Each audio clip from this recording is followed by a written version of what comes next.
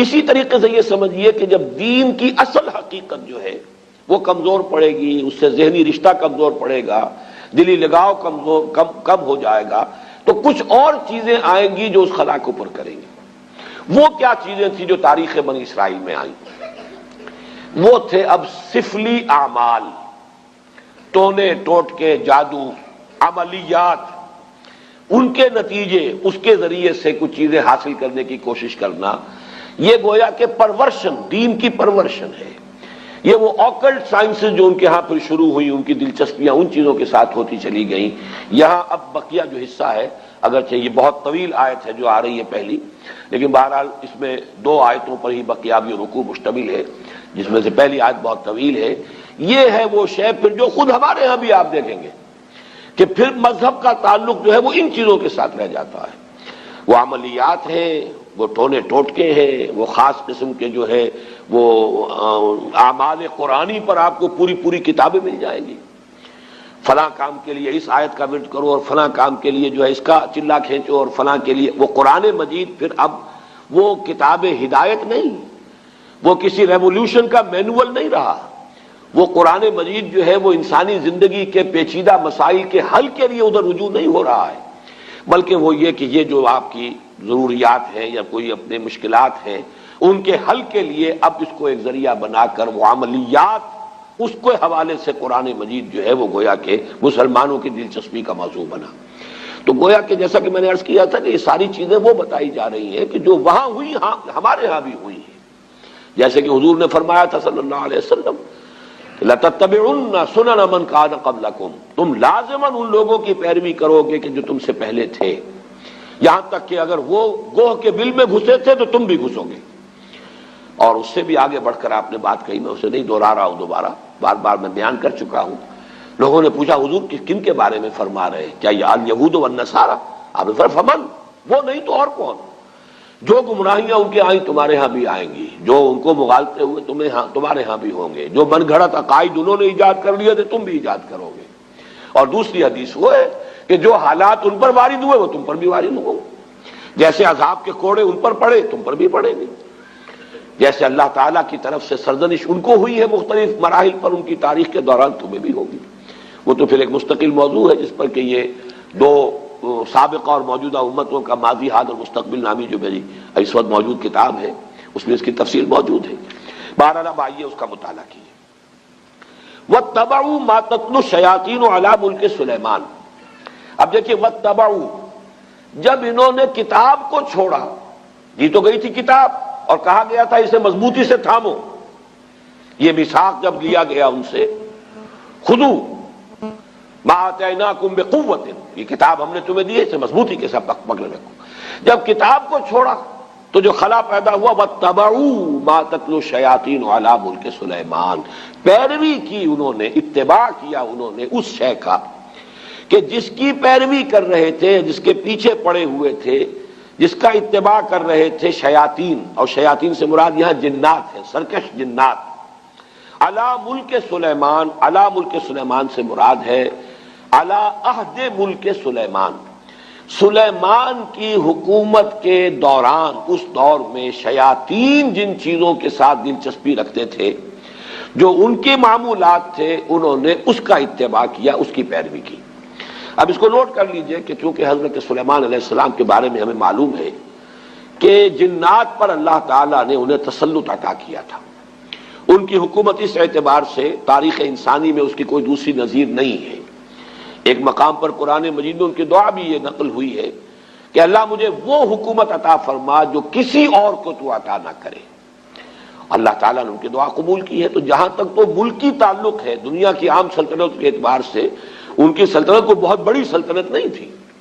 ان کی سلطنت کی حدود یہی تھے، دریائے نیل سے لے کر دریائے فرات تک،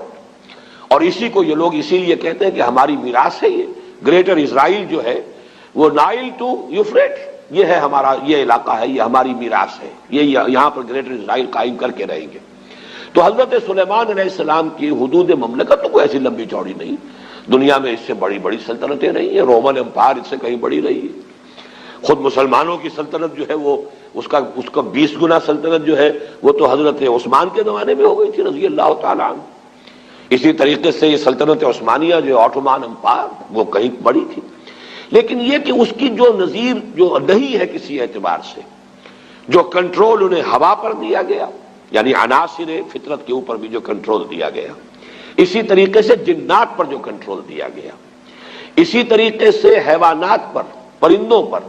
ان کو بھی استعمال کرنا، ان کی بولیاں جو ہیں ان کو بھی سمجھنا، یہ چیزیں ہیں در حقیقت ڈائمنشنز جو ہیں ان کے، جو اللہ تعالیٰ نے اقتدار انہیں عطا کیا تھا،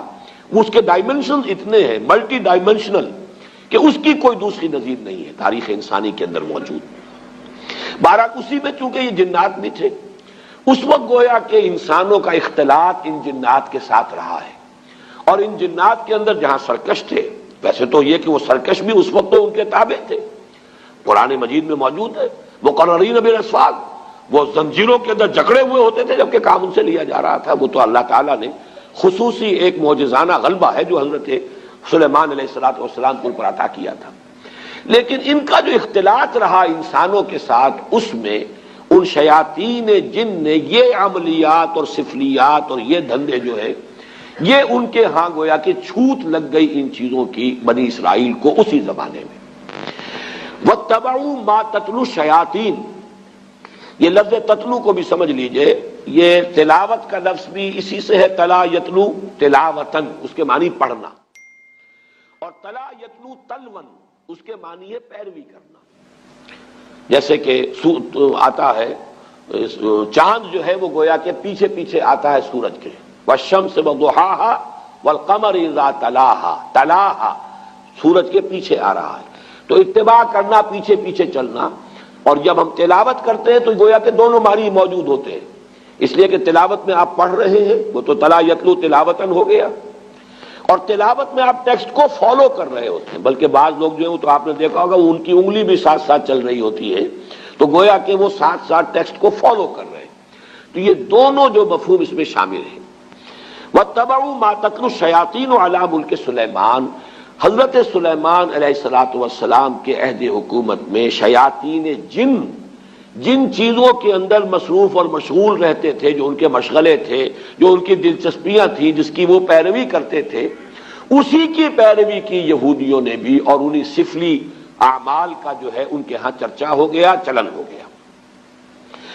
وَمَا كَفَرَ سُلَيْمَانُ وَلَٰكِنَّ الشَّيَاطِينَ كَفَرُوا، یہاں پر یہ آگے بات بڑھانے سے پہلے اللہ تعالیٰ نے ایک وضاحت فرما دی ہے، اور سلیمان نے ہرگز شرک نہیں کیا، کفر نہیں کیا، بلکہ در حقیقت وہ کفر کرنے والے شیاطین تھے۔ وما کفر سلیمان ولکن الشیاطین کفروا، اور شیاطین تھے جنہوں نے کفر کیا،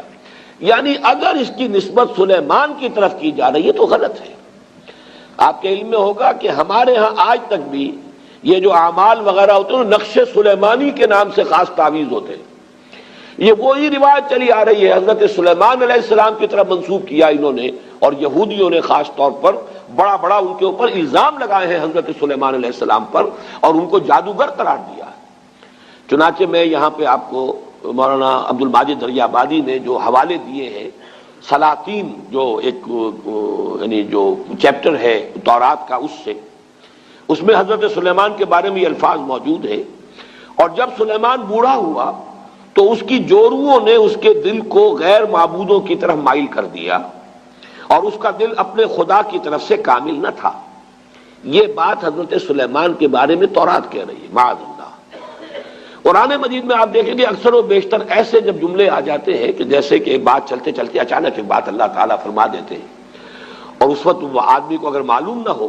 تو حیران بھی ہوتا ہے کہ اس بات کے کہنے کی یہاں چندہ ضرورت نہیں تھی۔ جیسے سورہ قاف میں ہے، ہم نے آسمان اور زمین اور جو کچھ ان کے مابین ہے 6 دنوں میں پیدا کیا، وما مسنا من لغوب، اور ہمیں کوئی تکان نہیں طاری ہوئی، ہم پر کوئی تکان طاری نہیں ہوئی۔ مسلمان اس کو پڑھتے ہوئے حیران ہو جائے گا کہ کون شخص ہوگا جو یہ گمان کر سکتا ہے کہ اللہ کو تکان بھی لاحق ہو سکتی ہے۔ تو ایسی بات کی تردید کی ضرورت کیا ہے؟ یہ بات کھلتی کب ہے؟ جب آپ تورات پڑھیں، وہاں لکھا ہوا ہے کہ اللہ تعالیٰ نے آسمان اور زمین 6 دن میں پیدا کیے اور 7ویں دن آرام کیا۔ اب یہ جو آرام کا تصور ہے، یہی ہے در حقیقت ویکینڈ جو چلا آ رہا ہے ان کے ہاں، یہ 6 دن کام کرو، ایک